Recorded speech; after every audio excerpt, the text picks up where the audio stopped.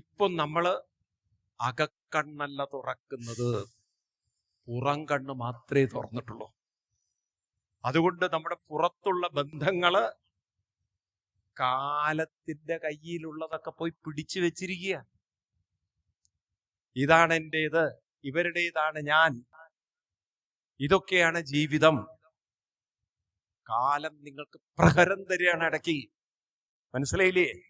ഇതൊന്നും നിങ്ങളുടേതല്ല, ഇതൊക്കെ കാലത്തിന്റെയാണ്.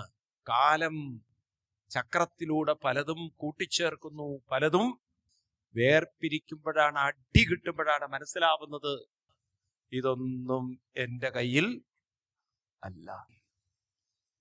അതാണ് ഓരോരുത്തരും കരയുന്നത്, ദുഃഖിക്കുന്നത്, നരകിക്കുന്നത്. വേണ്ടാത്തത് കയറി പിടിച്ചിരിക്കുകയാണ്. നമ്മുടേതല്ലാത്ത ഒന്നിനെ കയറി പിടിച്ചിട്ട് ഇതെന്റെയാണെന്ന് കരഞ്ഞിട്ട് എന്താ കാര്യം? കൊച്ചുകുട്ടികളെ പോലെ മറ്റേതോ കുട്ടിയുടെ കളിപ്പാട്ടം കയ്യിൽ വെച്ചിട്ട് ഇത് എന്റെ സാധനമാണെന്ന് പറയുമ്പോൾ കരയുമ്പോൾ ആ കുട്ടി അത് വാങ്ങിച്ചു കൊണ്ടുപോകുമ്പോൾ കുട്ടി കരയുകയാണ്. അമ്മ പറഞ്ഞ് മനസ്സിലാക്ക, നിന്റെ അല്ല, അതാ അപ്പുറത്തെ കുട്ടിയുടെ അല്ലേ, അവന്റെ അല്ലേ, നീ അത് എടുത്തതല്ലേ, നീ അത് വിട്ടുകൊടുക്കട്ടെ. ഇതുപോലെയാണ് കാലത്തിന്റെ ചക്രത്തിലുള്ളതിൽ കയറിപ്പിടിച്ച് എന്റെയാണ്, എന്റെയാണ്, ഇതാണ് എന്റേത്, ഇതാണ് എൻ്റെ ജീവിതം എന്ന് പറഞ്ഞാൽ കാലം നമ്മളെ പല ദുരിതത്തിലൂടെയും ദുഃഖത്തിലൂടെയും കൊണ്ടുപോകും.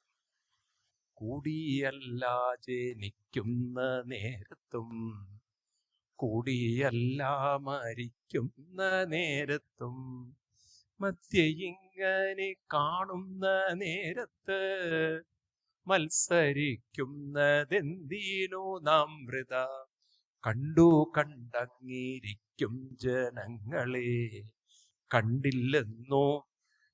ഇതല്ലേ സത്യം? ആണോ സത്യം? പക്ഷെ വിടാൻ പറ്റുന്നില്ല. എന്തുകൊണ്ടാണ് വിടാൻ പറ്റാത്തത്? അകക്കണ്ണ് തുറന്നില്ല, ആത്മശക്തി നേടിയില്ല, ആത്മബോധം ഉറപ്പിച്ചില്ല. ഏതൊക്കെയാണ്? അകക്കണ്ണ് തുറന്നില്ല, ആത്മശക്തി നേടിയില്ല, പിന്നെ ആത്മബോധം ഉറപ്പിച്ചില്ല.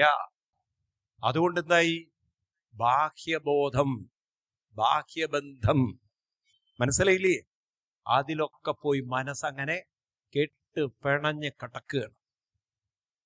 ബാഹ്യബോധത്തിൽ, ബാഹ്യബന്ധത്തിൽ, ബാഹ്യചിന്തയിൽ നിങ്ങൾ ജീവിച്ചാൽ ജീവിതം നരകിക്കണം.